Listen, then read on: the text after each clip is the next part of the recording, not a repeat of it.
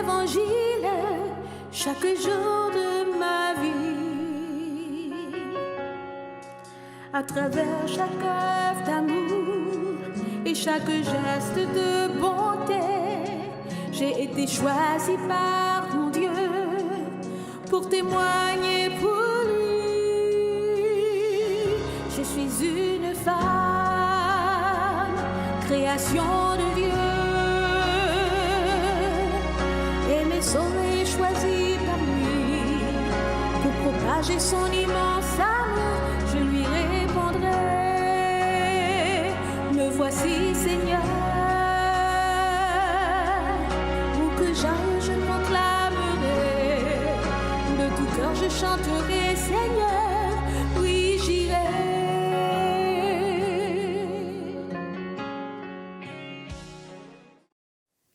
Bonjour à tous, nous sommes au 6e jour de notre semaine de prière des MIFEM et le texte de base d'aujourd'hui se trouve dans Exode 33, le verset 14 et Hébreux 10, verset 23.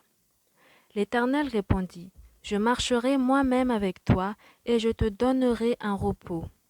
Retenons fermement la profession de notre espérance, car celui qui a fait la promesse est fidèle. Le titre de notre sujet d'aujourd'hui, c'est « Je marcherai moi-même avec toi ». Dans cette marche vers l'éternité, nous pouvons souvent nous décourager et perdre espoir. L'un des plus grands problèmes auxquels les gens sont confrontés dans ce monde est le découragement, la perte d'espoir. C'est même vrai lorsqu'il s'agit des choses spirituelles. Il y a un texte de Paul écrit à l'église de Rome qui mérite notre attention, car à cette époque, les enfants de Dieu étaient aussi découragés. Ils étaient découragés parce qu'il semblait que Dieu prenait trop de temps pour faire ce qu'il avait dit qu'il ferait. Ce n'est pas qu'ils doutaient de Dieu, ce n'est pas qu'ils avaient cessé de croire en Dieu, mais il semblait qu'à ce moment-là, ils avaient besoin que Dieu accélère les choses. Et Paul va leur dire: réjouissez-vous en espérance, soyez patients dans l'affliction, persévérez dans la prière. Romains 12, verset 12. Un après-midi, un homme s'est approché d'un match de baseball. Il est allé vers un petit garçon pour lui demander le score. Le garçon répondit: 18-0. Nous sommes en retard, mon garçon, dit le monsieur. Je parie que tu es découragé. Pourquoi devrais-je être découragé? Répondit le garçon avec ténacité. Nous ne sommes même pas encore battus. Quelle belle leçon d'espoir! Dans notre vie quotidienne, nous avons tendance à penser que tout doit aller plus vite. Nous proclamons très vite la défaite. Il y a des jours où nous prions et jeûnons et où nous voulons que Dieu agisse tout de suite et selon notre demande. Mais malheureusement, lorsque nous ne voyons pas son intervention comme nous le désirons, nous sommes tentés de baisser les bras et nous désespérons. L'espérance est un élément crucial de notre vie chrétienne alors que nous marchons vers l'éternité. Nous devons constamment en demander à Dieu pour que cette espérance demeure toujours en nous.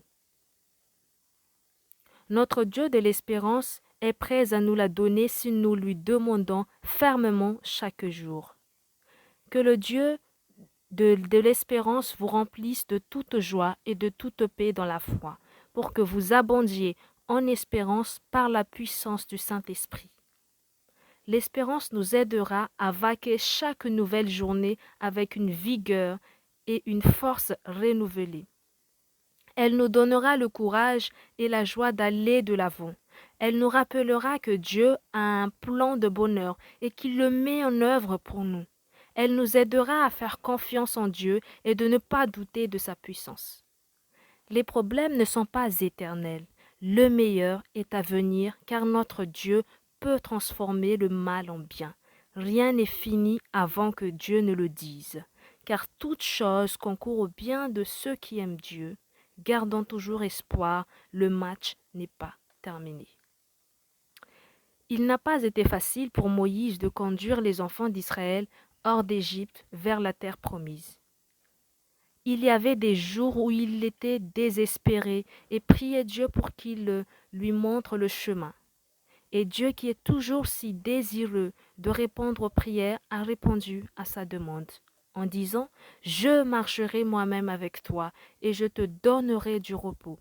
Exode 33, le verset 14.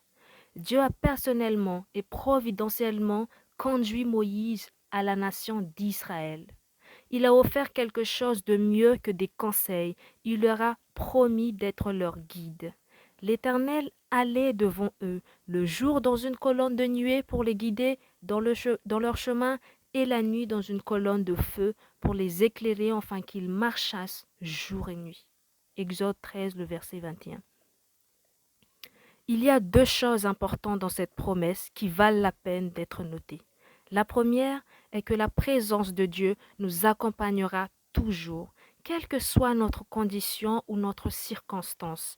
Dieu est avec nous. Il est notre compagnon dans ce voyage vers l'éternité. Ce qu'il a promis à Moïse, il nous le promet aussi. Nos situations ne changeront jamais Dieu. Il est et continuera d'être à nos côtés. Quand la vie semble compliquée et obscure, sachez que Dieu voit et il n'est pas indifférent. Il est notre fidèle compagnon. La deuxième chose qui mérite d'être notée, c'est qu'avec Dieu, nous faisons l'expérience du repos. Et je vous donnerai du repos. C'est dans Exode 33, le verset 14. Le repos dont nous parlons ici est un repos qui nous donne pendant que nous sommes en voyage. Que Dieu nous donne pendant que nous sommes en voyage. C'est un repos qui atteint le cœur de l'être. Ce n'est pas comme un jour de congé hebdomadaire, ce n'est pas seulement une pause de nos activités, la lutte ou le voyage. C'est un calme et une sécurité qui viennent de la marche avec Dieu. Ce repos provient de notre relation permanente avec Dieu. Il veut nous guider à chaque étape de notre voyage. Les enfants d'Israël devaient avoir les yeux sur la colonne de nuée jour et nuit.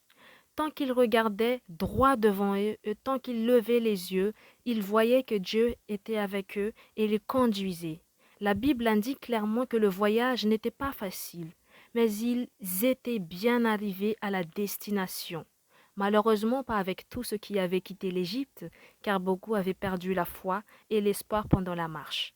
Ils se sont penchés que sur les choses qu'ils connaissaient et avaient perdu de vue la terre promise. Ils n'ont pas marché avec cette perspective de la nouvelle terre que Dieu leur avait assurée. Nous pouvons aussi facilement perdre espoir si nous enlevons nos yeux de Dieu, et nous pouvons facilement oublier Dieu si nous ne le mettons pas en priorité dans notre vie. Il joue très souvent le rôle de subalterne dans notre vie et ce n'est pas étonnant si nous oublions ses promesses. Mes amis, alors que nous continuons à marcher avec Jésus vers l'éternité, persévérons dans l'espoir, fixons toujours nos regards vers Dieu et rappelons-nous toujours qu'il marche avec nous. Sa présence en nous aura un impact sur notre vie d'une manière différente. Elle nous amènera à penser, à agir, à parler, à aimer et servir différemment. Avançons sans crainte, avec ce repos qu'il nous donne. Retenons fermement la profession de notre espérance, car celui qui a fait la promesse est fidèle. Hébreux 13, verset 23. Maintenant, je vous invite à réfléchir à ces questions et à essayer à les répondre dans votre cœur. Quelle est la source de l'espérance chrétienne et comment la vivre? Y a-t-il un moment dans votre vie où vous vous êtes senti seul et désespéré? Pensez que Dieu vous a délaissé. Pensant que Dieu vous a délaissé. Où et comment avez-vous trouvé du courage pour continuer? Merci de m'avoir écouté et à la prochaine.